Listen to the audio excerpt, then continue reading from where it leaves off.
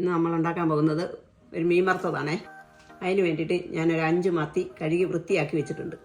മീൻ അരച്ച് പുരട്ടാൻ വേണ്ടിയിട്ട് ഒരു 5 ചെറിയ ഉള്ളി, ഒരു തണ്ട് കറിവേപ്പില, 2 വെളുത്തുള്ളി, ഒരു ചെറിയ കഷ്ണം ഇഞ്ചി, 15 വറ്റൽമുളക്, 1/2 ടീസ്പൂൺ മഞ്ഞൾപ്പൊടി, ഇത്രയും നമ്മൾ എടുത്ത് വെച്ചിട്ടുണ്ട്.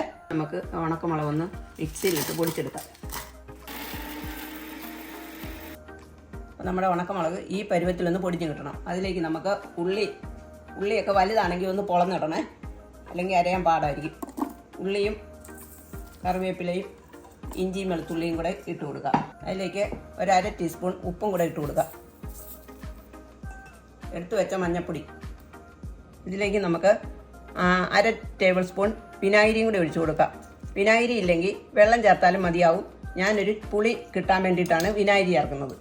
ഇനി നമുക്കത് അരച്ചെടുക്കാം.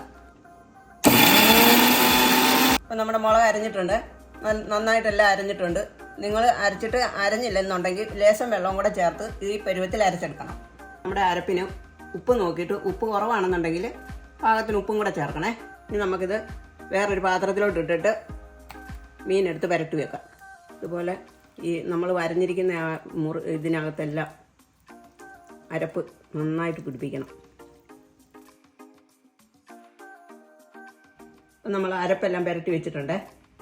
ഇനി ഇത് ഒരു 10-20 മിനിറ്റ് കൂടെ ഇരിക്കട്ടെ. അന്നേരം ഇതിൻ്റെ അരപ്പെല്ലാം മീനിലെല്ലാം ഒന്ന് പിടിക്കട്ടെ. ഇനി നമുക്കതൊന്ന് വറുത്തെടുക്കാം. അതിന് വേണ്ടി ഞാനൊരു പാൻ അടുപ്പ് വെച്ചിട്ടുണ്ട്. അതിലേക്ക് ആവശ്യമായ എണ്ണ ഒഴിച്ചു കൊടുക്കാം.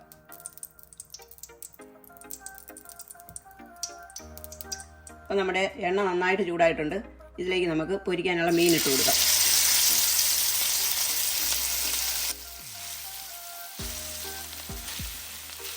ഒരു മീഡിയം ചൂടിലിട്ട് നമുക്കിത് വേവിച്ചെടുക്കാം.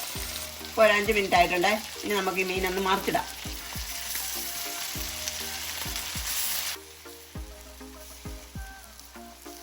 തീയുടെ കാര്യത്തിൽ ശ്രദ്ധിക്കണേ, മീഡിയം ചൂടിലേ ഇടാവുള്ളൂ, അല്ലെങ്കിൽ മീൻ പെട്ടെന്ന് കരിഞ്ഞു പോകും. നമ്മുടെ മീനൊക്കെ നന്നായിട്ട് മൂത്തിട്ടുണ്ട്.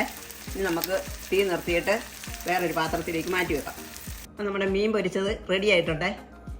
ഇതുപോലെ എല്ലാവരും ചെയ്ത് നോക്കിയിട്ട് ഇഷ്ടപ്പെടുവാണെങ്കിൽ ഞങ്ങൾക്കൊന്ന് ലൈക്കും ചെയ്യണം, സപ്പോർട്ടും ചെയ്യണം.